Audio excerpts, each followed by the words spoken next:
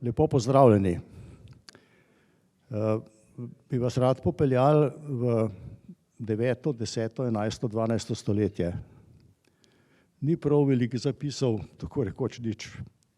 Razen kakšnih darilnih listin, ostalo je pa kakšne rodovniki, kakšne freske sem pa kaj, vse ostalo se je pa precej izgubljeno.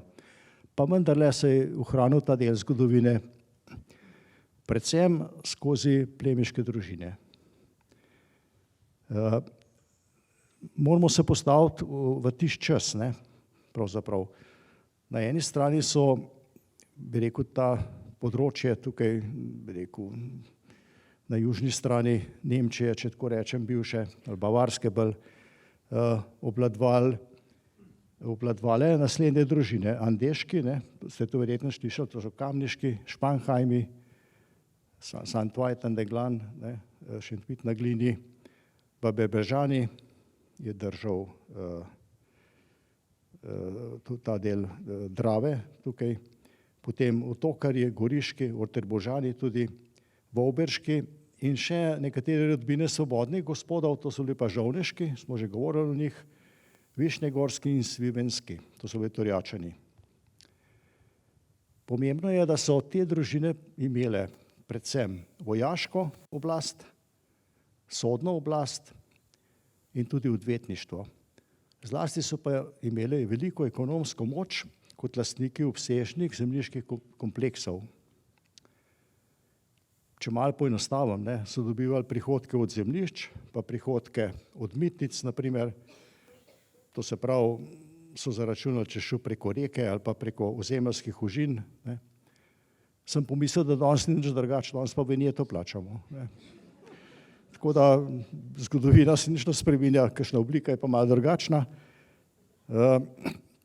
Druga skupina je bilo pa nižje, tako rekoč nesvobodno plemstvo, če čisto poenostavljeno rečem, so bili to ministeriali. To je bila neprimerno večja skupina, pravzaprav so bili oni zadolženi za to, da so denar delali za svoje gospode. Tako malo poenostavljeno sicer. In ostala zemljiška posest je pa pripadala cerkvi, zlasti salzburški nadškofiji na našem področju. Uglej smo patriarhatu, frajzinški škofiji, pa briksenski škofiji. Kaj je bilo mogoče še kraljevega, pa ne prav veliko, to je ponovadi podaril, to je bilo daleč od kralja. In s to razporeditvijo zemljiške posesti je bil določen tudi položaj vseh ljudi. In s tem so bili določeni tudi družbeno-ekonomski odnosi. To se mi zdel nekako pomemben poudariti, saj še veliko podrobnosti, da sem malo poenostavljal. Ampak da se približamo temu času in kako je to funkcioniralo. In smo se na začetku teh predavanj odločili, da bi majhen več zvedelo o Goriških, Friulanih recimo, in tako. In bi potem poskušali preko teh plemiških družin ugotoviti, kakšen vpliv so imeli na razvoj trgovine, denarnega prometa, zemljiške posesti, kako so bile med sabo povezani, in cerkvena oblast, posvetna oblast in sorodstvo s kraljem, ali pa bližnjim sorodstvom. Tako, resnično je bila Evropa pod eno tako kontrolo, da se ta družbeni lek praktično 1000 let ni spreminjal. O samih Goriških pa, naš predavatelj, Miloš Klemen Mahorčič, izvoli. Hvala lepa. Zelo sem vesel, da smo spet skupaj, da bomo skupaj kaj novega izvedeli. Poglejte, ko sem se danes, kot že nekajkrat naprej, prejšnja leta pripeljal na Bled, sem videl lep plakat, ki vabi na ta predavanja. Tu bi zdaj lahko imeli nagradno vprašanje, a kdo ve, katera družina je tam gor upodobljena. Torej, izbira se mi je zdela prav posrečena. Namreč, gledajte, na nek način je sam plakat in pa seveda prva družina, s katero se bomo ukvarjali, torej goriški grofje, so povezani s tem, kjer smo mi končali. Zadnjič, torej z Bourboni.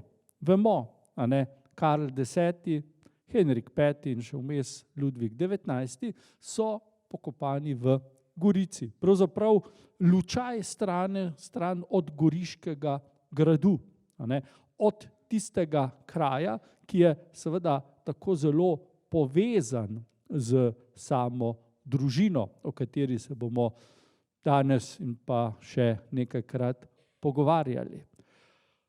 Tisti pa, ki jih lahko vidite na tistem plakatu, tista ogromna družina, so pa prva generacija španskih Bourbonov, torej nasledniki francoskih in še danes seveda vladajoči monarhi v Španiji, samo da jih ni več toliko. Torej imamo na nek način izpeljavo iz same Gorice z našo temo in seveda z tem lepim plakatom, torej francoski slikar je to naslikal, čudovita slika v Pradu jo hranijo, morda ste kdaj tam bili pa jo celo videli. V vsakem primeru zdaj veste, da so Bourboni tako v, bom rekel, ilegali še vedno z nami. Danes pa, kot sem rekel, se lotimo nove teme, torej teme, ki nas bo spet bolj držala v tem našem prostoru, čeprav ne samo. Poglejte, mi smo, če se spomnim, dobro leto nazaj, zelo lepo pravzaprav opisali celjske grofe, kneze oziroma žovneške gospode. Zdaj nas seveda čakajo Goričani, njihovi sodobniki in seveda tudi, o tem bomo jasno govorili, njihovi sorodniki. Povezave so bile, kot je seveda jasno, kot je tudi gospod Vernik povedal, zelo, zelo tesne med temi plemiškimi družinami. Zdaj, goriški grofje so seveda za nas malo eksotični, čeprav morate vedeti, da so kot odvetniki škofije iz Brixna bili gospodarji Bleda in to ne kratek čas. Torej, človek bi pomislil, takoj ko govorimo o Gorici in pa goriških grofih oziroma goriški grofiji, da imamo seveda tu nekaj, kar je absolutno vezano na prostor Sredozemlja. Mi bi rekli našo Primorsko. Pa niti približno to ne drži. Namreč mi imamo tu opraviti seveda z prostorom, ki je bil mnogo, mnogo večji, kot bi si človek mislil. Torej, goriška grofija je bila nekaj zelo obsežnega in podobno, če se spomnite, ko smo govorili o celjskih grofih, je ta tudi goriška grofija bila silno razvejana stvar z posestmi, če hočete, od Tule, Bleda, lahko rečemo, da je Bled skoraj najbolj centralna točka, na vzhodu so bili goriški grofje tja do Metlike, torej Bele krajine, na zahodu so bili pa seveda do Tirolske, ne do Tirolske, pač pa Tirolska je bila njihova. Na sever gor pa seveda globoko v Koroško in na jug v Istro. Torej, zelo veliko območje, če bi ga seveda sešteli, vse skupaj je po mojem njihova posest na vrhuncu bila znatno večja od današnje Slovenije. Nikoli se niso tako povzpeli kot njihovi kolegi, torej govorimo o celjskih grofih, ampak vendarle so dosegli pravzaprav popolnoma enak rang znotraj Sveto-rimskega cesarstva.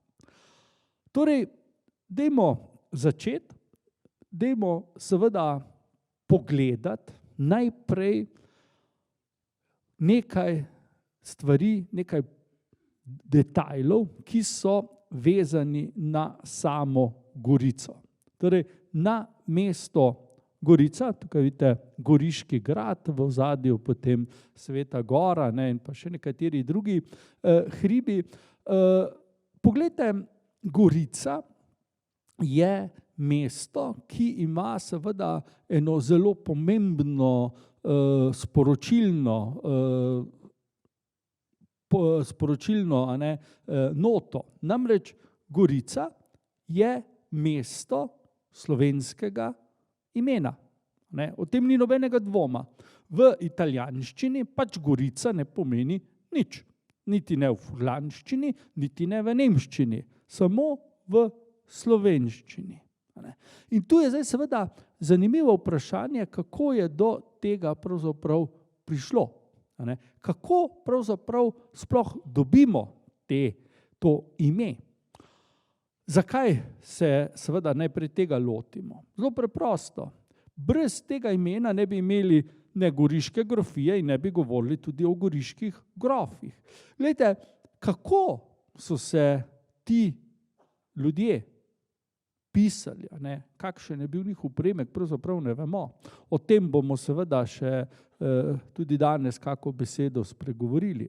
Torej, dejstvo je seveda, da je nastanek Gorice povezan z dogodki v 10. stoletju. Torej, v 10. stoletju našega štetja imamo seveda eno zelo, zelo pomembno zgodbo. To je zgodba, ki jo vidite na tem zemljevidu, torej okrog leta 900, pa malo kasneje, so v naš prostor vdrli Madžari. In tukaj na tem zemljevidu lahko vidite Madžare, tukaj je Madžarska in njihove vdore na sever in pa predvsem preko naših krajev, gledajte, tukaj je Oglej, vse do sem, Milana, Pavije, in če vidite te plamenčke, ti kraji so bili uničeni. Ampak to so seveda velika mesta, torej uničeni delno, nekateri popolnoma. Madžari so pravzaprav zadnje veliko ljudstvo, ki je prišlo v ta prostor, ki mu mi pravimo Srednja Evropa in katerega del smo, in se tu tudi naselilo. Torej, v začetku 10. stoletja vdrejo v prostor, tako naš prostor, kot seveda tudi naprej proti zahodu, v to, kar mi poimenujemo Furlanija. In seveda, kaj počnejo, vidimo na tem zemljevidu, uničujejo. Veliko naselij, ki so zdržala v tem prostoru od obdobja antike in so recimo preživela Langobarde, so seveda Madžari uničili. In to je zanimivo, boste videli, zaradi samega imena Gorice. Torej, če pogledamo malo naprej, če smo zdaj v sredini 10. stoletja, lahko vidimo, da je Madžarska se medtem oblikovala kot država, tukaj jo vidimo, ki je segala seveda daleč v naš prostor in tudi seveda si vsaj delno podredila območje Bosne in pa tudi Hrvaške, pravim vsaj delno. Namreč ta delno kmalu potem zgine in Madžari ta prostor za nekaj časa izgubijo. Spet vidimo lepo označen Oglej, torej kraj, za katerega se bomo seveda še posebej mu posvetili. Torej, lahko seveda razmišljamo, kakih takih fiksnih dokazov nimamo, ampak vendarle, da so bili mnogi kraji tu na prehodu iz alpskega sveta v Furlansko nižino uničeni. In seveda, če so bili prvi madžarski upadi sem okrog leta 900, in seveda so potem sledili še drugi, lahko rečemo, da potem, po nekem obdobju 50, morda večjih let, začnejo nastajati novi kraji. In med temi kraji je Gorica. Zdaj boste rekli, kako pravzaprav pride do nastanka tega kraja. Glejte, zgodba je zelo enostavna. Torej, lastniki tega območja, mi smo v času fevdalizma, so seveda visoki, pomembni fevdalci.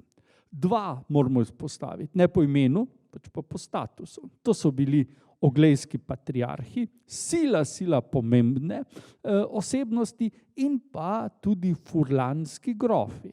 Kot bomo videli kasneje, se ti dve funkciji potem na eni točki zlijeta v eno, kar je seveda še toliko bolj pomembno za ta prostor. In glejte, ko so prišli Madžari in uničili, so seveda tile fevdalci bili v eni zelo težki situaciji. Zakaj? Kot je prej gospod Vernik lepo rekel, to so bili ljudje, ki so v glavnem živeli od zemlje. Zdaj pa vi sami veste, zemlja je luštna stvar, seveda zemlja rodi, daje take in drugačne pridelke, ampak prav vsak, ki ima vsaj eno malo njivico ali pa gredo, bo vedel, da je za to treba pa nekaj narediti. Torej je treba to zemljo obdelati. Poglejte, Madžari so ta prostor popolnoma seveda spraznili. Ljudje so zbežali globje v recimo Italijo in posledično seveda je ta prostor ostal prazen. In ni bilo hujšega v tistem času, govorimo seveda za srednji vek, pa tudi kasneje, kot pa imeti zemljo, ki je nihče ne obdeluje. Torej, treba je bilo dobiti ljudi, kmete, ki bi seveda to zemljo obdelovali. In tako so ti fevdalci, torej oglejski patriarhi in pa furlanski grofi, začeli vabiti, delno pa tudi seliti prebivalstvo svojih fevdov, ki so bili vzhodno od Furlanije, torej mi bi rekli na slovenski zemlji, v prostor Furlanije. In ljudje so šli, nekateri so bili seveda, bomo rekli, z dekretom preseljeni, nekateri so šli pa prostovoljno. Zakaj ne? Konec koncev slovenski prostor vemo, da je precej hribovit, ogromno je gozdov, takrat jih je bilo še več, slabe cestne povezave. Furlanija je pa ravna, saj ste vsi bili tam okrog. To je fajn, za obdelovanje zemlje, malo manj fajn je, če pride sovražnik. Je bilo treba se seveda za to zavarovati. In poglejte, ljudje, ki so se zdaj priselili, torej Slovani, Slovenci, če hočete, v ta prostor, so pravzaprav se malo ozrli okrog in so ugotovili kaj? Da se na robu furlanske nižine, tako kot en otok, dviguje grič, hrib, ali pa če hočete, mala gora, oziroma pomanjševalnica, Gorica. In na tem hribu so se naselili. Zdaj verjetno, torej lahko domnevamo, da ta kraj ni imel nekega starejšega imena ali, tudi to je mogoče, pa se je to ime pozabilo. Če je recimo tam gor nekdo živel okrog leta 900, pa so prišli Madžari pa vse potolkli, potem recimo čez 75, 100 let, ko sem pridejo Slovenci, so seveda tisto ime že davno pozabili. In zato potem pride novo ime. Zdaj, zakaj slovensko? Zakaj recimo patriarh pa furlanski grof uporabljata to ime? Pa ne samo ona dva, kot bomo videli, še nekdo precej višji uporablja to slovensko ime. Torej, preprosto zaradi tega, ker drugega ni bilo. In ko so prišli tja, so vprašali, kaj se pa ta kraj imenuje, in seveda naši predniki so rekli Gorica, mala gora. In tako je bilo to seveda tudi zamišljeno. Poglejte, čas, v katerem nastane Gorica, je izredno pomemben. To je obdobje na prehodu 10. v 11. stoletje, ko na prestolu Svetorimskega cesarstva, oziroma mi bi rekli Nemškega cesarstva, sedi cesar Oton III. Vidite, izredno monumentalna upodobitev, gre za en knjižni, torej list iz ene knjige iz tega časa. Oton je bil seveda pripadnik tako imenovane Otonske dinastije, ki jo je ustanovil njegov ded, prvi Oton, in ne bomo seveda o njih veliko govorili, ampak fajn je, da si pa nekaj zapomnite. Otonci so se povzpeli zato, ker so premagali Madžare, ki so delali veliko škodo vse tja globoko v Nemčijo, kot smo zdaj slišali tudi pri nas, in posledično seveda je to pomenilo, da so si zagotovili krono, cesarsko krono na Zahodu. In še nekaj je, z njimi, torej z Otonom I, nekako leta 955, tam nekje, nastane pojem Sveto-rimsko cesarstvo. Nekateri ta pojem vlečejo že od Karla Velikega naprej, ampak seveda dejstvo je, da šele z Otonci dobimo dejansko ta pojem in seveda tudi državo, ki jo tako poimenujemo, torej Sveto-rimsko cesarstvo, kar lahko vidite tukaj na tem zemljevidu. Torej, mi imamo podobo cesarstva Otona III. In kar se seveda in pa naše zgodbe tiče, je zelo zanimiv ta del tukaj. Torej, imamo območje, ki ga v tistem času, torej bomo rekli ves ta prostor, imenujejo še vedno Karantanija. Še vedno Karantanija, konec koncev ni tako daleč nazaj do svobodnih karantanskih knezov in pravzaprav je ravno v tem obdobju, torej v obdobju otonskih cesarjev, ta recimo velika Karantanija, o tem bomo kasneje še kak stavek povedali, razpadla na dva dela, torej Karantanijo in pa seveda tako imenovano veronsko mejno grofijo. Torej, prej je to bilo pod eno upravo, boste to videli. In seveda v tem prostoru ne malo vlogo igra Oglej, tu seveda po latinsko Aquileia. Torej, kraj, ki je seveda tesno povezan z nastankom Gorice. Ampak, seveda, če smo mi leta 1000, rečemo okroglo leta 1000, potem seveda moramo še na eno stvar pogledati, ki je bila sila pomembna. Namreč tukaj zelo blizu, vidite, da gre meja. Torej, podobno skoraj kot pa meja današnje, meja med Slovenijo in pa na drugi strani tudi Hrvaško, tudi v Istri imamo mejo in to območje Benetk, Dalmacije, tudi Hrvaške in pa Srbije, pa pripada neki drugi državi, ki je bila v tistem času na svojem vrhuncu. Torej, to pa je bil Bizanc, ki mu je tedaj vladal cesar Vasilij II. V primerjavi z bizantinskim cesarstvom se seveda Otonsko cesarstvo lahko skrilo, tako kar se tiče velikosti, kot pa kar se tiče vojaške, trgovske in finančne moči.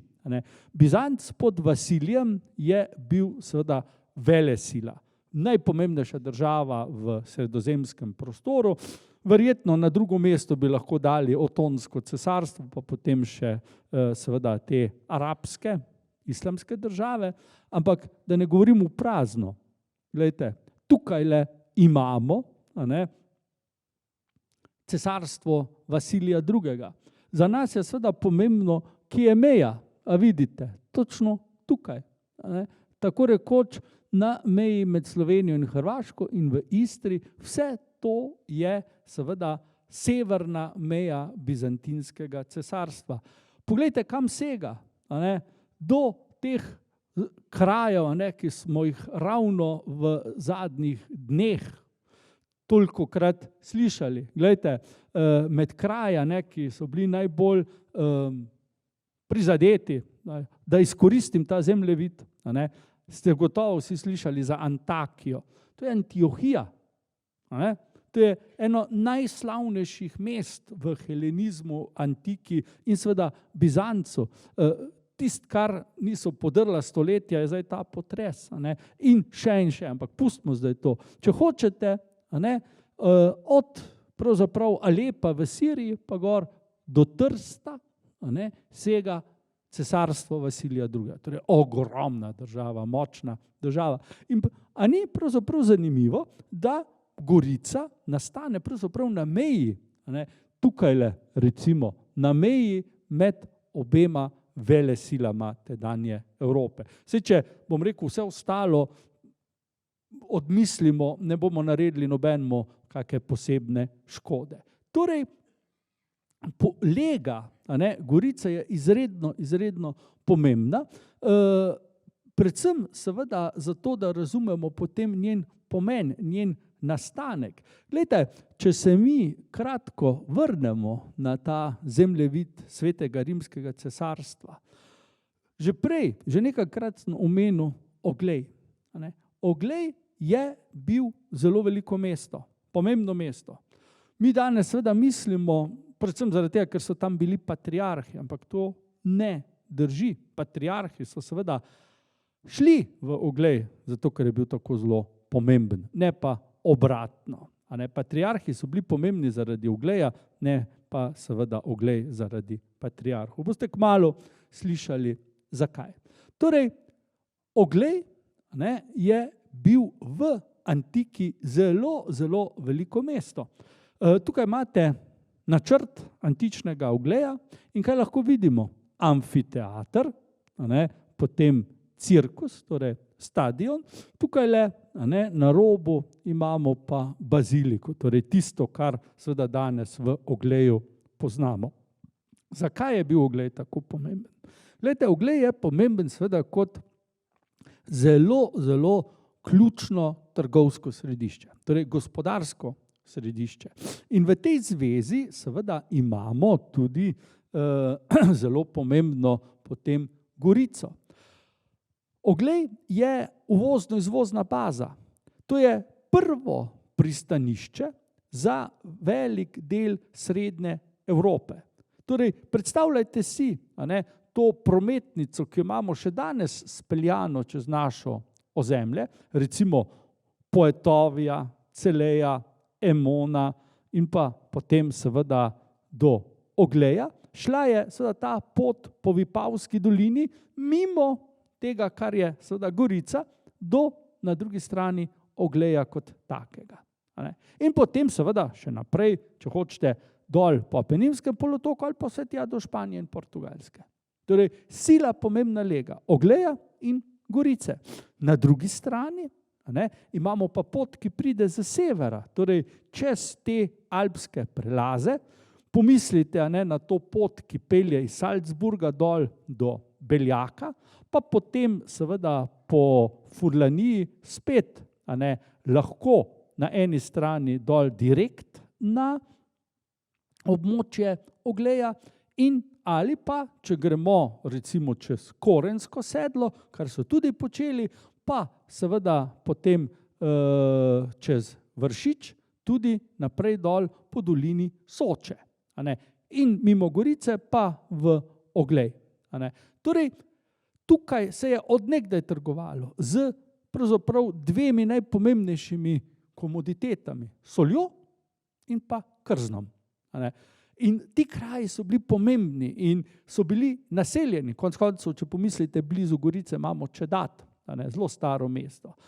No, in seveda tisti, ki so želeli sami sebi dobro, so se seveda naselili v Ogleju. Oglej je imel še to prednost, da če je že kdo prišel, kdo, ki ga niso želeli, so lahko zbežali v seveda laguno, Gradež. Je tak krasen primer, kamor so se patriarhi večkrat umaknili.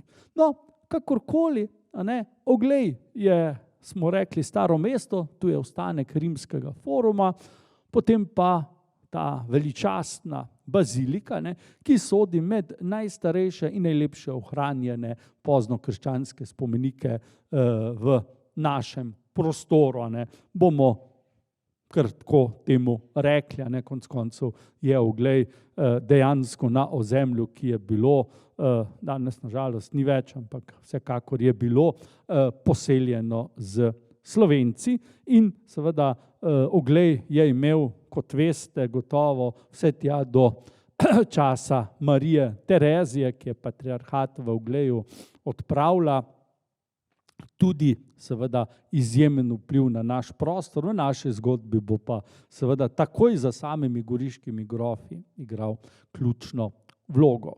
Torej, Oglej je pomembno mesto. Tukaj, seveda v tem velikem mestu, videli smo amfiteater imajo, štadion imajo, živi ogromno ljudi. Tu je bila zelo hitro krščanska skupnost. In seveda, ker je bilo mesto pomembno, so tudi tukajšnji cerkveni voditelji postali pomembni.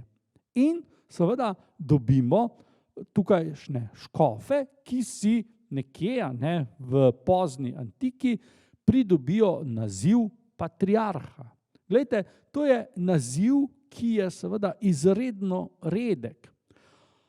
V vzhodnih cerkvah imamo kar nekaj patriarhov, ampak če gledamo pozno antiko, tam, če hočete, 6., 7., tudi 8. še stoletje, predvsem pa še 6., potem imamo patriarhe v največjih mestih antičnega sveta.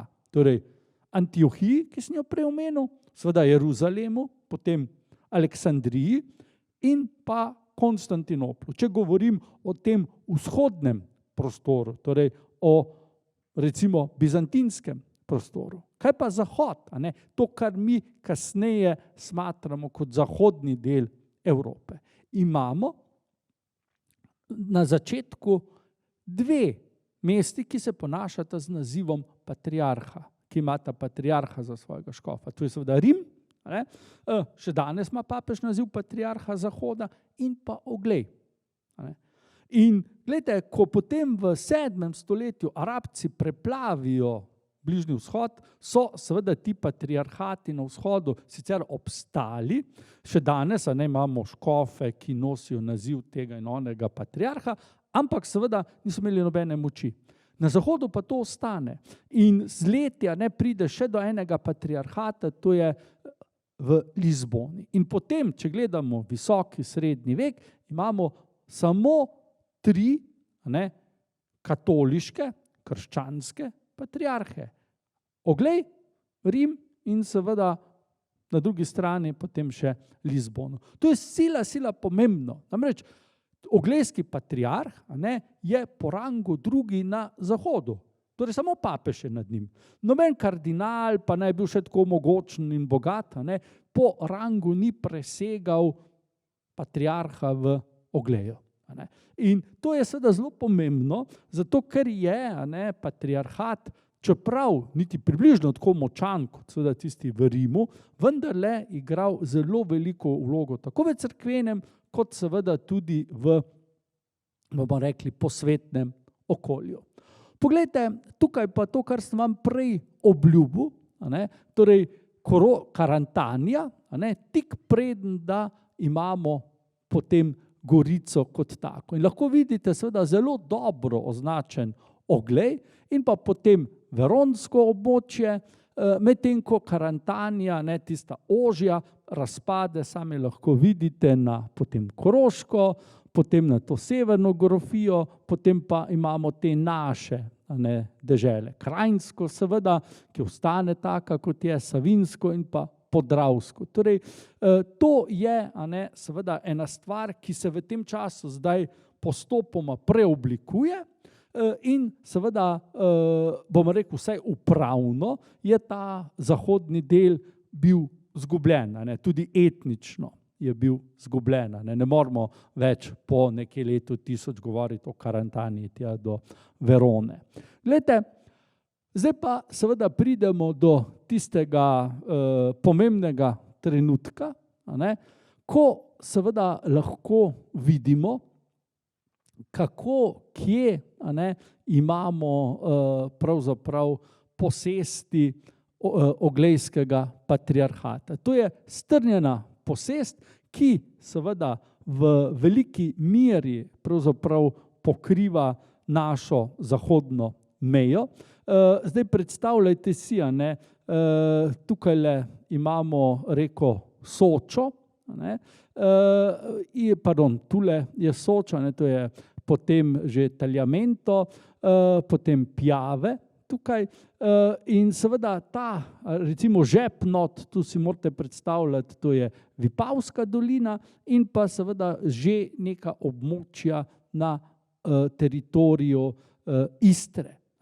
Ko se kasneje Bizanc pač umakne dol proti jugu Balkana, so seveda patriarhi iz Ogleja, vsaj cerkveno, v velikih primerih pa tudi posvetno zavladali Istri. In bomo videli, preko njih tudi goriški grofje.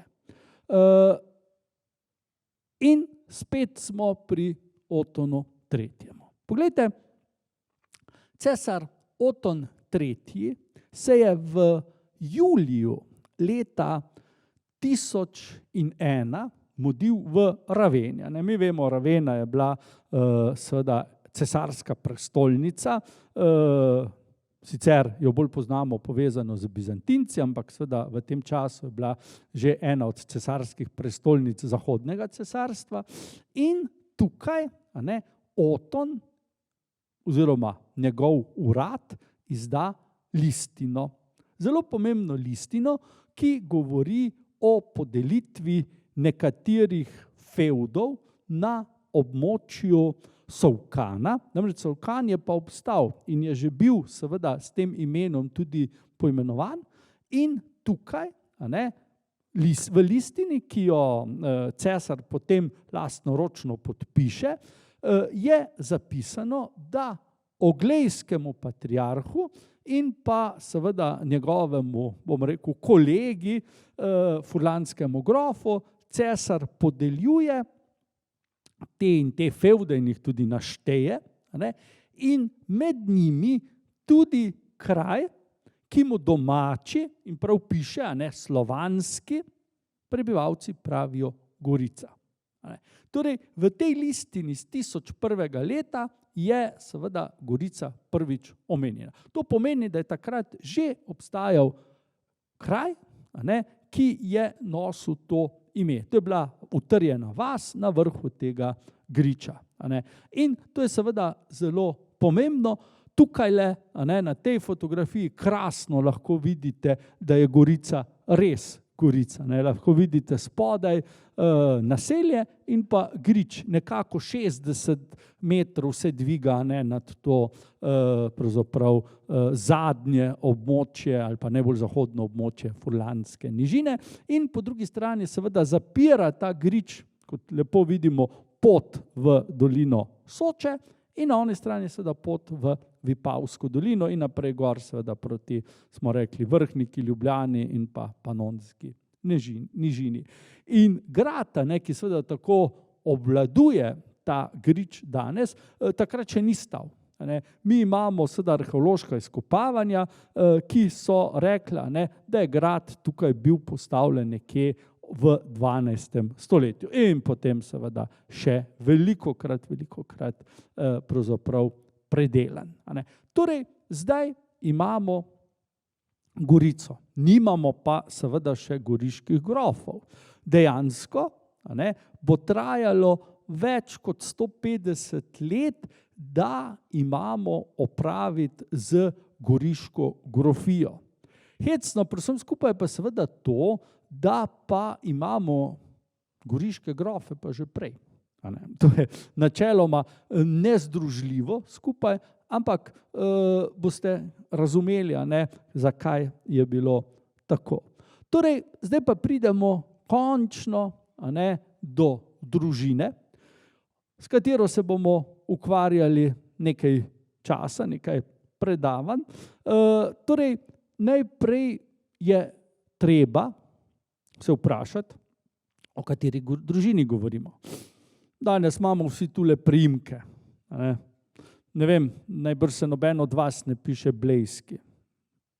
Ne. A je kdo tak? Ni. No, torej, danes bi se nam hecno to zdelo, da bi bil, ne vem, Janez Blejski, pa jaz Miloš Kotulski ali pa tako, predvsem pa, če bi bil Janez Blejski, kaj pa bili vsi ostali na Bledu, kaj pa se pisali. V tistem času seveda ljudje sploh niso imeli priimkov in plemiči, redki plemiči, imajo seveda priimek, ki ni vezan na posest, ki jo imajo. Pri Goriških ne vemo, kako so se pisali. Predlogov je več. Namreč pri Goriških imamo en problem, ki seveda je pravzaprav problem celotnega slovenskega plemstva, tako v času ob nastanku goriških grofov, kot seveda tudi kasneje. Poglejte, mi smo se pogovarjali že o žovneških, kot seveda o prednikih celjskih grofov, pa tudi pri njih nismo mogli reči, a so bili Slovenci, a so bili morda Nemci, oziroma pač iz nemškega prostora. No, pri Goričanih je pravzaprav edina stvar, kjer smo lahko sigurni, da so bili nemškega, celo bavarskega izvora. In tudi, ko se bomo pogovarjali recimo o Španheimih, torej o sosedih, sodobnikih goriških grofov, bomo spet seveda ugotovili, da so bili ti Španheimi Nemci, še veliko bolj severni Nemci, kot pa recimo goriški grofi. Pri tem, da seveda pri goriških grofih nam njihovo poreklo niti približno ni znano, imamo toliko hipotez, toliko nekih pač domnevanj, da se lahko s tem ukvarjamo pravzaprav celo serijo teh naših predavanj. Nič ni sigurnega. Zakaj ne? Že prej gospod Vernik lepo rekel, listin ni. Tiste, ki pa so pa seveda zelo, zelo vprašljive. Namreč ena zadeva seveda je sila pomembna. Ponarejevanje listin je bilo v modi od nekdaj. In kar se tiče goriških grofov, sploh ni problem. Oni so bili mojstri v tem pogledu. Bomo seveda omenili, zakaj, kako in kaj jim je seveda to preneslo. Seveda denar, to je popolnoma jasno. Torej, nimamo nekaj, česar bi lahko prijeli v roke in rekli, to je to in nič drugega. Torej, kaj nam preostane? Da seveda tiste drobce, ki jih imamo, sestavimo skupaj in seveda se veselimo dejstva, da bomo enkrat vendarle prišli do točke, ko bomo rekli, to je pa zdaj to. Tu pa so stvari zdaj fiksne, gotove. Tisto, kar je prej, pa temelji bolj na domnevah, kot pa na realnosti. Torej, mi bomo začeli zgodbo z tem parom, torej Aribo in pa Luitkarda, tudi Luitkurda pravijo. Torej, to sta, če hočete, začetnika goriških grofov. Zdaj, videli boste, ta Aribo je sila zanimiva figura.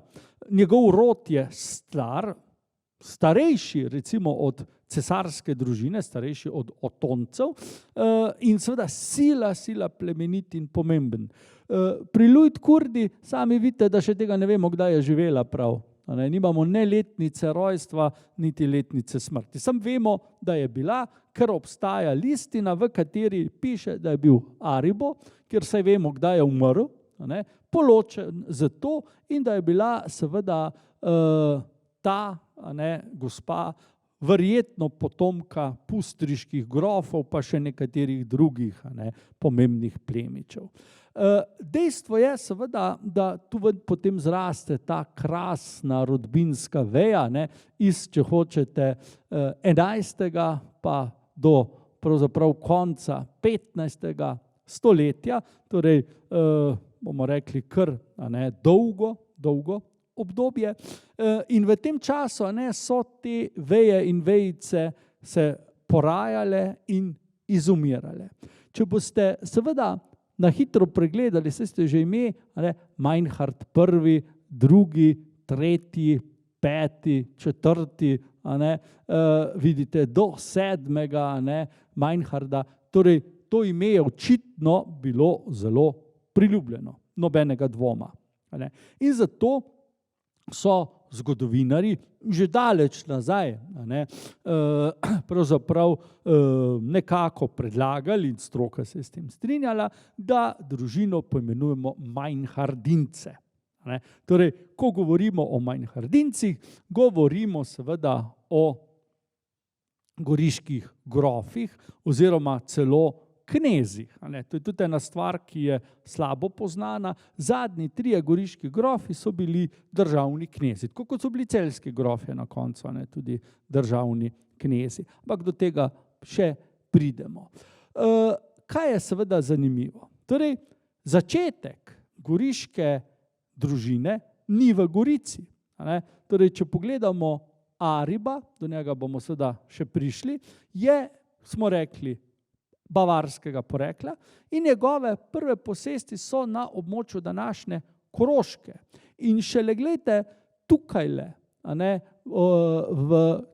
pri Meinhardu I, imamo v listini iz leta 1149, to je listina, ki govori seveda o njegovi smrti, besedo goriški grof, oziroma 2 besedi. Kar je hecno, ker seveda goriška grofija še takrat ni obstajala in šele njegov naslednik, torej Engelbert II, ima v svojem seznamu naslov goriškega grofa.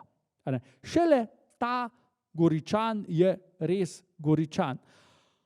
To je seveda zelo pomembno, namreč lahko nekako domnevamo, da se z njim center dogajanja z Koroške prenese v Gorico, pa ne, da bi tam seveda ostal. Namreč, poglejte, njegov vnuk, tukaj ga vidimo, Meinhard III, se zelo dobro poroči. Torej, Goričani, bomo videli, so zemljo, ki je bila, to vemo, glavni vir dohodkov v tem času, pridobivali prej kot ne po raznih takih zelo krivih poteh. Bomo videli, kot odvetniki oglejskih patriarhov so bili sila iznajdljivi, podjetni. Tu pa tam so se pa tudi zelo fajn poročili. In seveda Meinhard III se je poročil z hčerko Edinko, zadnjega tirolskega grofa prejšnje dinastije. In tako postanejo seveda goriški grofje, tirolski grofje ali pa goriško-tirolski grofje in stolujejo na gradu Tirol nad Meranom. Če ste tam bili, potem seveda v tistem gradu so nekaj časa živeli tudi goriški grofje. Pa v Liencu, na gradu Bruck, to je danes pa seveda vzhodna Tirolska. Potem pa si seveda pridobijo še območje današnje Istre in počasi seveda napredujejo skozi stoletja, dokler seveda zadnji Leonard ali pa Lenard, če ga čisto po slovensko imenujemo, ne umre brez potomcev. Vmes so seveda Goričani zrasli v pomembno dinastijo, bolj po nazivu kot pa po dejanskem stanju, in recimo zadnji, Leonard, do njega bomo še prišli, je bil poročen z Paolo Gonzaga, torej hčerko mirnega grofa iz Mantova. Gonzage gotovo poznate zaradi kulture, zaradi umetnosti. Kakorkoli že, poroke so bile še s Celjani, pa z Wittelsbachi, torej bavarsko vojvodsko družino in še. To bomo sproti naredili. Torej, gre za dolgo rodbinsko deblo in treba je povedati seveda, da so goriški grofje imeli veliko vlogo v tem območju, torej območju na jugu Svetega rimskega cesarstva ali pa jugozahodu, če želite. In da so seveda tukaj v določenih trenutkih, recimo, ko govorimo o Henriku II., tukaj ga imamo, so seveda ti Meinhardinci bili na tem, da pravzaprav pridejo celo do položaja, ko obvladujejo severno Italijo. Meinhard V. je pa seveda kot koroški vojvoda celo posegel po češkem prestolu. Torej, ne bomo rekli ravno tako uspešna zgodba kot pri Celjanih, ampak zelo uspešna. In boste videli tudi zanimiva. No, zdaj pa gremo naprej. Tukaj lahko vidite grba goriških grofov. Zdaj na levi strani je grb, ki je vezan na koroške posesti in potem imamo na desni strani grb, ki je vezan na samo Gorico. Torej, razlika je očitna. Zanimivo je, da imamo pravzaprav to tribarvno zastavo avstrijsko, potem na seveda koroški strani bomo videli te tri črne panterje ali karkoli so. Dejstvo je, da je to še danes grb Koroške. Na tej strani pa ta kombinacija tega leva in pa seveda te spet avstrijske zastave. In to je grb Gorice, kakršnega je Gorica imela in ga ima še danes. Samo danes so ga malenkost predelali. Torej, gre za seveda zelo zanimivo povezavo. Začne se na Koroškem, nadaljuje pa potem v Posočju. Torej, Aribo II. Tukaj vidite odlitek njegovega nagrobnega spomenika, ki je sicer nastal na spomenik, mislim, in odlitek, seveda mnogo po njegovi smrti. Če pogledate podobitev z to brado, gre seveda za obdobje pozne gotike, ko je bil gospod, najbrž že 400 let mrtev, ampak ni pomembno, ne vemo, kako je izgledal. Ampak s tem si vsaj lahko predstavljamo tega človeka. Poglejte, Aribo II. je bil pripadnik družine, v kateri je bilo njegovo ime zelo pogosto in zato jim pravimo Aribonci. Od kod ti Aribonci pridejo? Iz Nemčije. Torej, od njih, kakih letnic in vsega tega nimamo veliko, vemo pa, da so bili hudičevo pomembna družina. Namreč iz te družine izidejo nadškofje v Salzburgu, nadškofje v Kölnu in seveda tisto najpomembnejše, kar je sploh bilo možno na cerkvenem področju, nadškofje v Mainzu. Boste morda malo začudeni. Mainz je bil in je še danes seveda najpomembnejše katoliško cerkveno središče v nemškem prostoru. Namreč mainški nadškof od nekdaj nosi naziv primasa nemške cerkve, bil je pa seveda, tako kot pa njegov kolega v Kölnu, tudi nadškof v Mainzu, volilni knez. Torej, eden tistih redkih, ki so volili cesarja. In biti volilni knez v Kölnu je bilo olala, ampak biti volilni knez v Mainzu je pa seveda bilo še nekaj več. Namreč položaj nadškofa v Mainzu je bil povezan še z enim drugim položajem, še z enim drugim nazivom. Namreč po tradiciji so bili nadškofje v Mainzu kanclerji Svetega rimskega cesarstva. Vi veste, kaj pomeni kancler, v nemškem in pa avstrijskem prostoru, torej so bili predsedniki vlade. In ti aribonci so pravzaprav preko teh svojih družinskih članov, ki so postali škofje, nadškofje, volilni knezi, dejansko resno vplivali na politiko cesarstva. Govorimo o 10. in pa prvi polovici 11. stoletja. Aribonci so sedeli tudi na škofovskem sedežu v Freisingu. V tem pogledu so seveda že preden, da so se morali preseliti na jug, na Koroško, bili seveda povezani z našimi kraji. Torej gre za družino, ki je imela hude ambicije, da ne rečem, da se jim je tudi cesarska krona svetla, ampak do nje nikoli niso prišli. Poglejte, cesar Henrik III, tule ga imamo, to je Kristus, sicer to je pa Henrik, pa njegova žena, je leta 1055 ugotovil, da aribonci snujejo zaroto, katere cilj je bil, da cesarja seveda skrajšajo za glavo, sami se pa povzpnejo na cesarski prestol. Zato jim je odvzel vse naslove, razen enega naslova, ki ga ni smel, to je bil naziv palatinskega grofa na Bavarskem. In potem te aribonce seveda prežene na jug cesarstva, na današnjo ozemlje Koroške, in tam se potem rodi Aribo II, ki velja za začetnika goriških grofov. Zdaj, kako to vemo?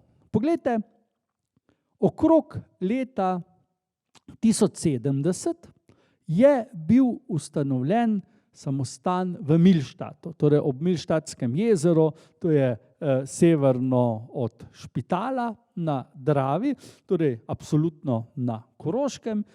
Ta samostan, ki je potem postal benediktinski, seveda je bil ustanovljen z neko darovnico, ki so jo imeli aribonci, torej ki so jo dali aribonci. In zanimivo je, da seveda je to nekaj, kar danes ne moremo čisto potrditi. Preprosto zato ne, ker seveda te originalne listine več ni. So razni pripisi, kopije, ampak ne vemo, ali so avtentične, ali gre seveda za kaj pač prirejenega. Kot sem rekel, to se je takrat delalo. Ampak to samo po sebi ni tako zelo pomembno. Sicer je pomembno zato, ker vidimo, da so aribonci, potem ko so padli v nemilost, ko so morali iti v izgnanstvo, tako rekoč, svoje rodne Bavarske dol na območje Koroške, tu seveda delovali tako, kot so bili navajeni. So seveda darovali cerkvi, ustanavljali samostane, to v Milštatu ta ni bil edini, ki bi ga seveda aribonci ustanovili. Je pa seveda pomemben zaradi tega, ker imamo tukaj eno povezavo, ki je zanimiva zaradi seveda goriških grofov. Poglejte, tukaj imamo listino papeža Kalista II., ki je živel, ki je papeževal tam okrog leta 1140, torej plus minus kako leto, torej nekje 70 let po ustanovitvi samostana, in papež je v listini, s katero je podelil temu samostanu določene privilegije, zapisal, da je samostan ustanovil nekdo iz Gorice oziroma nekdo iz družine goriških grofov. In to je, če hočete, posredni dokaz, da je Aribo bil prednik ali pa začetnik goriških grofov. Torej, Aribonci, ko so bili strmoglavljeni z tega položaja visoko zgoraj, med vrhovi plemstva Svetega rimskega cesarstva, so seveda očitno, ampak še zmerom tega ne moremo čisto dokazati, prišli na Koroško in tukaj se je Aribo II. Potem odločil, da bo ostal, ustanovi samostane, si pridobi številna posestva in se tudi poroči. In iz tega ven potem se seveda razvijajo goriški grofje. Torej, ta listina, vsaj tako po ovinku to potrjuje, spet pa ni, to tako za prmej, bi rekli, ampak vendarle papež je verjetno bil dobro obveščen. Saj domnevamo, da je moral vedeti, kdo je samostan ustanovil, ki je zdaj dobil neposredno od njega neke privilegije. Če koga zanima, kaj so ti privilegiji bili, recimo, da če so ljudje poromali v samostan, da so dobili ekstra odpustke, da je lahko samostan seveda imel tudi pivovarno, recimo, govorim na pamet, ne vem točno, kaj so ti privilegiji bili, ampak takih stvari je bilo veliko, ali pa da je recimo lahko samostan pobiral davek od vseh, ki so ribe lovili v Milštatskem jezeru. To je recimo nekaj zelo, zelo pomembnega, kar bi seveda samostanu dodatno povečalo dohodke. Torej, če pridemo nazaj, Aribo nekako živi v tem času ob koncu 11. stoletja, pravzaprav naj bi se rodil točno tistega leta, ko je cesar pregnal njegovo sorodstvo na jug, umrl pa, kot vidimo, potem tik po tem, ko se prične 12. stoletje. Zdaj pa seveda veliko bolj težko vprašanje. Luid Kurde, kdo je bila ta gospa? To ni ona, to je njen domnevni oče, Engelbert I. Pustriški. Freska, prosim, je iz 15. stoletja, mi smo seveda nazaj v 11. Torej, kakega portreta tega Engelberta iz časa, ko seveda nastajajo goriški, nimamo. Torej, vi si morate predstavljati, da mi nimamo recimo portreta, če smo v 11. 12. stoletju, niti od papeža ohranjenega. Kaj šele od nekega pustriškega grofa. Namreč pustriška grofija na območju Pustriške doline je bila majhna, nepomembna, konec koncev dve glavni naselji, to sta Inihen in pa Brunek, sta bili izvzeti iz te grofije, torej kaj hudo premožen ta Engelbert ni mogel biti. Je pa seveda očitno svojo hči zelo dobro poročil, namreč Aribonci so sicer bili padla veličina, ampak še vedno so bili, kar se tiče svoje družine, sila pomembni in seveda biti poročen z njimi, to ni bilo kar tako nekaj. V vsakem primeru lahko pravzaprav rečemo, da je ta poroka pomenila tudi seveda to, da so se tile pustriški fevdi priključili sicer aribonskim fevdom in so seveda tvorili osnovo teh koroških posesti na poznejših goriških grofov. Torej, tukaj lahko vidite del Pustriške doline, začne se tukaj pravzaprav severno od Briksna in gre potem ves čas še naprej, dokler ne pridemo pravzaprav do Toblaškega polja oziroma izvira reke Drave, potem je pa to Dravska dolina, ki vemo, da teče skozi ves ta koroški prostor, Slovenijo, pa potem na Hrvaško, kjer se potem Drava seveda izlije naprej. Torej, gre za tak tipično alpski svet, tudi tale fotografija vam pove, in Pustriška dolina je seveda bila zanimiva, predvsem tudi zaradi svoje lege, mi bi rekli zaradi tega, kam je vodila. Glejte, če si predstavljate, da je nekdo prišel v recimo Salzburga dol do Milštata ali pa seveda do Milštatskega jezera, je potem, če je hotel sorazmerno hitro priti v Italijo, ni šel naravnost dol, proti Beljaku, pač pa je zavil desno v Dravsko dolino, Pustriško dolino in tukaj, vidimo, potem pri Brixnu že prišel seveda v to pomembno, še danes pomembno pot, torej prometno pot, ki je vodila s prelaza Brenner dol proti Veroni. Torej, Pustriška dolina je bila seveda strateško pomembna, ne zaradi tega, ker je seveda bila bogata z nekimi, bomo rekli, posestmi, ki bi dajala veliko dohodkov, ne, pač pa zaradi tega, kot je prej gospod Vernik rekel, raznih mitnin, mostnin in vsega tega. Zdaj, trgovci so si pa potem sami izračunali, ali se jim splača iti Beljak, pa Karavanke, pa tako naprej, ali pa po Pustriški dolini do Brixna, Tridenta, Verone. Tu ne smemo pozabiti še na razne druge pravice, ki so jih ti plemiči imeli. Bomo potem videli, pri goriških grofih jim recimo cesar Friderik II. Podeli pravico spremstva. Torej, lahko so nudili oboroženo spremstvo bogatim potnikom. Morate vedeti, da ropar je bilo veliko takrat, in sploh takih alpskih dolinah, kot je bila recimo Pustriška dolina, se je marsikaj zgodilo. In seveda tisti, ki so imeli pravico, da so nudili službo, če hočete, nekih varnostnikov, in to so seveda goriški potem dobili v 13. stoletju, so od tega fajn zaslužili.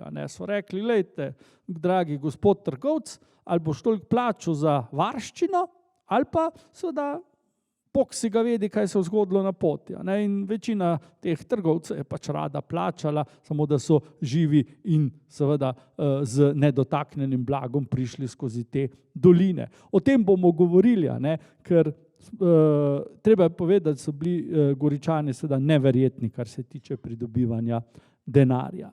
Torej, poglejte, zdaj pa pridemo do še ene pomembne osebnosti, ki je seveda sila ključna tudi za razvoj Goriške in pa goriških grofov, to je cesar Henrik IV.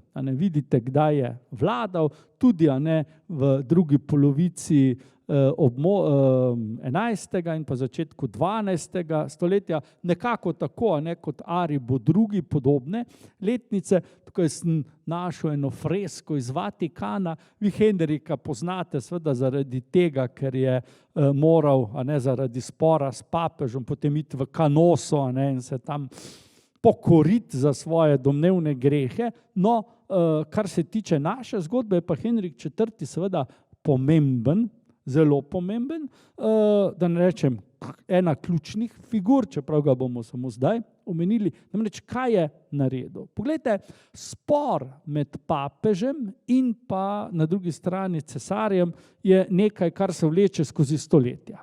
In vsak je imel tudi svoje privržence. Vsi ste slišali že za Guelfe, ki so bili na strani papeža, in pa Gibeline, ki so bili na strani seveda cesarja. Torej, v tem pogledu je seveda pomembno, da v 11. in začetku 12. stoletja so oglejski patriarhi tisti, ki v tej zgodbi podpirajo cesarja. In kaj se zgodi? No, tukaj imate, v Čedadu hranijo ta prestol uglejskih patriarhov. Kaj se zgodi? Glejte, leta 1077 je cesar v zahvalo, ker je uglejski patriarh, ne pozabiti, uglejski patriarh je po rangu drugi, v Evropi, takoj za papežem, kar se tiče cerkvenih dostojanstvenikov. Torej, uglejski patriarh podpre cesarja in kaj cesar naredi? Podeli mu naslov in posesti furlanskega grofa. Tako so se posesti patriarhata in pa na drugi strani posesti furlanskega grofa, ki so bile prepletene med seboj, da je to težko verjeti, združile. In zdaj pravzaprav seveda dobimo to enotno območje, ki smo ga prej gledali. Torej, uglejski patriarhat v smislu neke fevdalne tvorbe, ne seveda cerkvene tvorbe, pokriva silno neko poenoteno ozemlje. Vidimo, da znotraj tega ozemlja imamo samo nekaj takih otočkov, to so večja mesta, recimo Pordenone, je eno od teh mest in jasno je seveda, da je to za uglejske patriarhe pomenilo veliko. Torej, postali so zelo pomembni in seveda očitno zavezniki cesarja na tem območju, ki je, to smo že večkrat ugotavljali, prehodno območje med različnimi deli Evrope.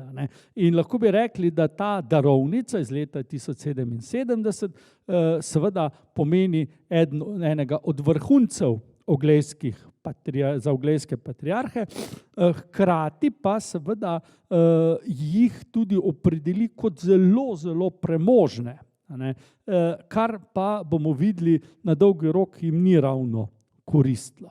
Torej, poglejmo zdaj na začetek. Torej, imamo dva otroka, Ariba drugega in pa njegove žene Luidkurde. To sta bila, kot lahko vidite, Engelbert in pa seveda Meinhard.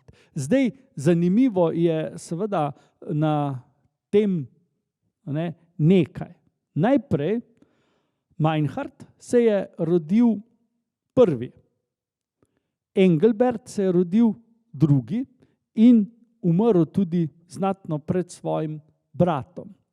Poglejte, hec je v tem seveda, da je njun oče umrl leta 1102. Torej, če si je kdo prej to letnico zapomnil, pa je zdaj seveda videl tam gor 1103, je najbrž seveda malo zastrigel z ušesi, kot se temu reče.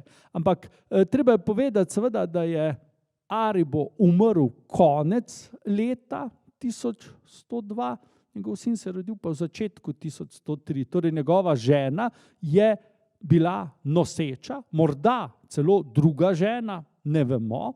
Ne vemo, ali sta bila Meinhard in pa Engelbert, ali sta bila brata ali polbrata. V vsakem primeru je bil oče že mrtev, ko se je njegov drugorojeni sin rodil.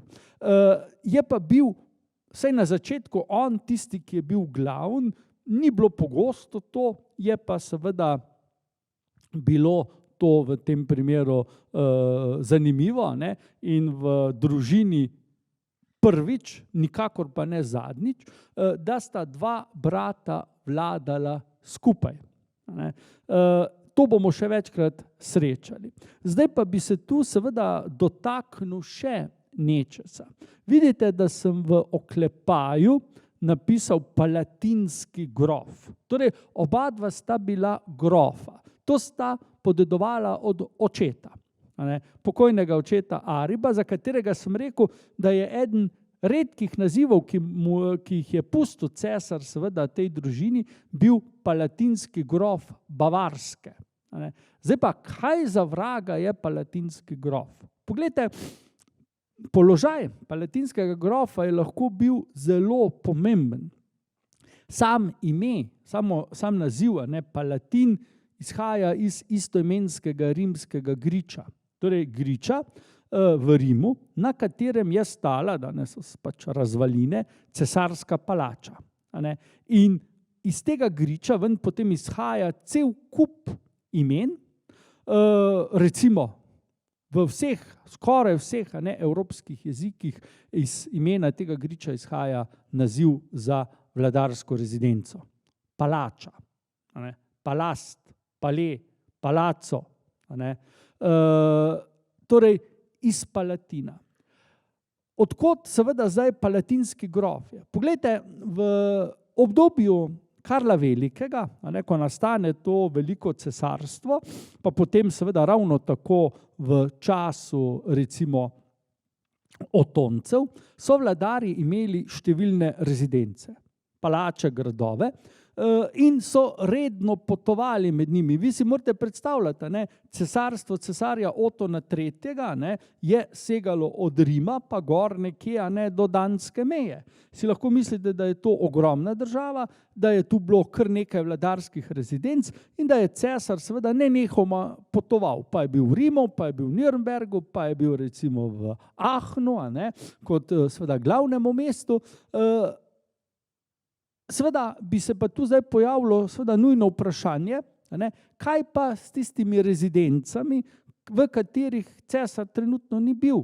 Glejte, upravo, vzdrževanje teh rezidenc, ki so bile povezane z seveda posestmi okrog njih, pa cesar zaupa, bomo rekli, zaupanja vrednim ljudem, torej ljudem, ki zdaj dobijo vsi po vrsti grofovski naziv in seveda naziv palatinski, kar je pomenilo, da je njegova služba vzdrževanje palače, cesarjeve palače.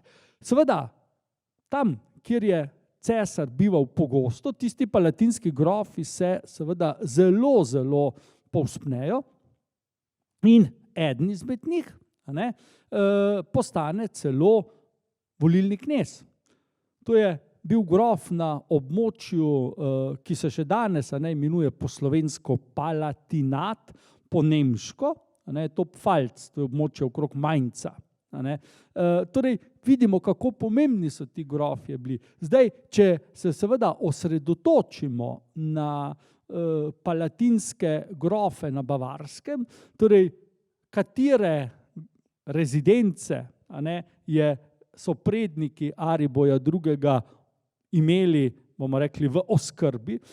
Absolutno seveda imamo tukaj Nürnberg, potem imamo seveda Augsburg, pa morda še kako od teh rezidenc, iz katerih vemo, da se potem razvijajo velika pomembna mesta. Nürnberg je potem bil v visokem srednjem veku pravzaprav glavno mesto Nemčije nekaj časa. Torej, njihov položaj potem vidimo je bil zelo visok. Seveda so ga zgubili, namreč, če so se morali priseliti na Koroško, ti Aribonci, so seveda niso bili več na Bavarskem, ampak titel so pa obdržali. In tako ga seveda tudi ta dva podedujeta, kar je še posebej zanimivo, Meinhard I, kot tisti, ki je dlje vladal, je seveda proti koncu življenja tudi imel že v feudu Gorico. In je zanimivo, bil je grof Gorice, ni pa bil goriški grof, ker je seveda njegov grofovski naziv izhajal z nekih drugih posesti, ne pa iz Gorice. Namreč goriška grofija kot taka seveda nastane šele precej kasneje. Je pa verjetno ravno to, da je bil vladar Gorice in hkrati seveda grof, smo rekli nekje drugje, napeljalo papeža, da je seveda zapisal v tisti listini, ki jo je namenil Milštatskemu samostanu, da gre tu za pravzaprav goriške grofe, ki so to ustanovili. Zdaj seveda papež pač tako natančno ni bil poučen, je pa zanimivo, da imamo ta naziv uporabljen prej, kot bi se pravzaprav smel uporabljati. Poglejte, goriški grofje, dajmo že zdaj tako poimenovati, čeprav jih še ne bi smeli, so bili doma zdaj na Koroškem, v glavnem na Koroškem, in tukaj imamo nekaj posesti, recimo na Koroškem, tule je Neuenburg, potem grad Štajn, potem imamo Falkenstein, in pa že v tem času seveda pridejo tudi do posesti gradu Bruck nad mestom Lienz. Torej, to ni Bruck an der Mur, prosim, pač pa gre za mesto Lienz, danes prestolnico vzhodne Tirolske. Ta grad potem večkrat zgubijo, pa ga dobijo nazaj. Vsekakor pomembno je, da zadnji goriški grof na tem gradu umre in je tudi pokopan potem v farni cerkvi v Lienzu. Torej, njihove posesti teh prvih dveh grofov so dejansko še vedno prevladujoče koroške posesti. In v tem smislu so samo na robu našega prostora. Še kar nekaj časa bo seveda minilo, da bodo tile Goričani prišli bolj v stik z našim prostorom. Poglejte, cesar Konrad III., tukaj lahko vidite njegov pečat, je seveda sila pomemben za goriške grofe. Namreč mi imamo en zanimiv podatek. Leta 1142. je bil Konrad III. Okronan v Aachnu z to cesarsko krono, ki smo jo na različnih predavanjih tudi že večkrat videli. In kar je seveda pri tem zanimivega, na tem kronanju je sodeloval tudi grof Meinhard.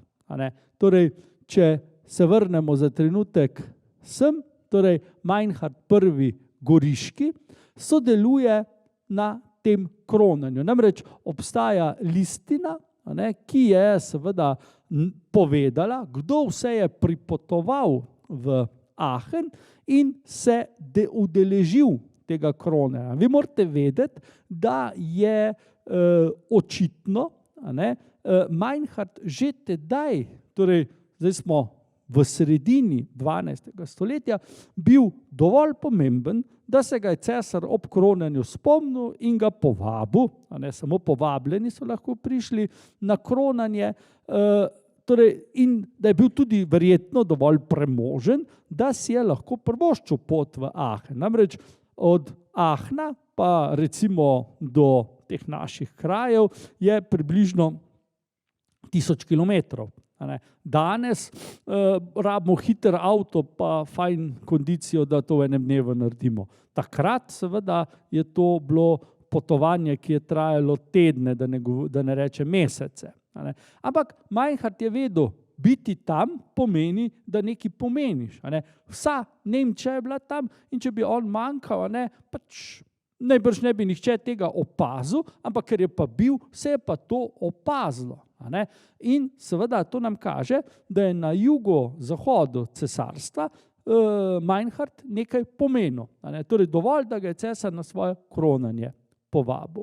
No, zelo pomembno je še nekaj, torej samo nekaj let kasneje, torej imamo leto 1145, je patriarh Ogleja in hkrati bamberški škof izdal listino, tukaj vidimo pečat, listina sama ni ohranjena, namreč ta listina je Meinhardu zagotavljala številne ugodnosti in lahko rečemo, tudi ta listina pravzaprav nam pove, zakaj se je pravzaprav Meinhard in z njim celotna družina z Koroške potem preselila v Furlanijo, na območje Goriške. Namreč patriarh Engelbert je seveda Meinhardu podelil naziv in pravice dednih odvetnikov patriarhata, oglejskega patriarhata. Zdaj, izraz odvetnik neke cerkvene inštitucije smo mi že slišali. Morda se kdo spomne, rekli smo, žovneški so bili odvetniki Gornjegrajskega samostana, ampak seveda Gornjegrajski samostan ni nič v primerjavi z seveda oglejskim patriarhatom. Torej, kaj je seveda odvetništvo pomenilo? Glejte, patriarh je bil seveda posveten in cerkven vladar. Vemo, da je bil hkrati tudi furlanski grof, ampak po tradiciji seveda se cerkvena gospoda ni mazala rok z posvetnimi zgodbami, torej pobiranjem davkov, z seveda sodstvom, tudi konec koncev vojsko, vse to so za njih upravljali odvetniki. In seveda biti odvetnik nekega tako zelo, zelo pomembnega človeka, kot je bil oglejski patriarh, je pomenilo ogromno. Pa ne samo v, bomo rekel, nekem smislu prestiža. Jaz sem že prej rekel, ni bilo enako biti odvetnik Gornjegrajskega samostana pa oglejskega patriarha.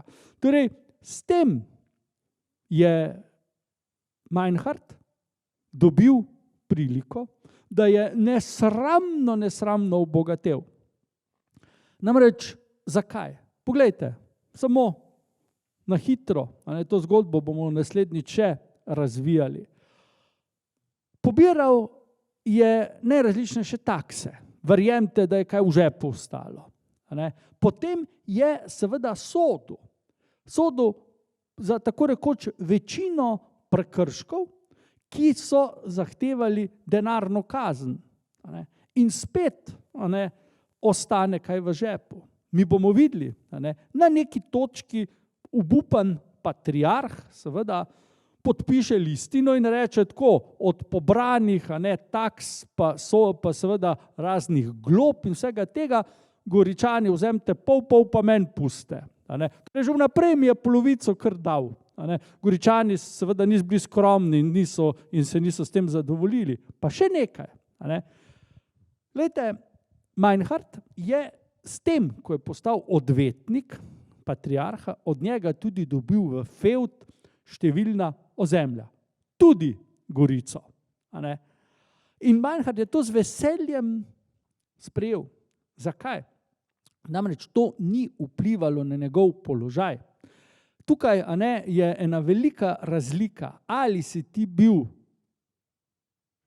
fevdalec v seveda podrejenem položaju do nekega posvetnega vladarja ali cerkvenega vladarja. Poglejte, Meinhard je s tem, ko je prevzel obveznost vazala oglejskega patriarha, ostal na istem rangu, kot je bil. Kaj je to pomenilo? V končni fazi, očitno so si to Meinhardinci že takrat želeli, ga to ne bi oviralo, da ne bi postal državni knez, Reichsfürst. Če pa bi te stvari dobil recimo v posest od, pa rečemo, koroškega vojvode, bi pa to seveda ga postavilo precej nižje, kot je bil. In ne glede na to, koliko patriarhov se je menjalo, koliko teh fevdov je bilo zdaj podeljenih Goriškim, vseeno, ostali so na nekem visokem nivoju in ga samo še dvigovali. Kako so pa ta posestva potem neverjetno zvito in spretno, bomo rekli, privatizirali, o tem se bomo pa danes teden pogovarjali. Hvala lepa za danes.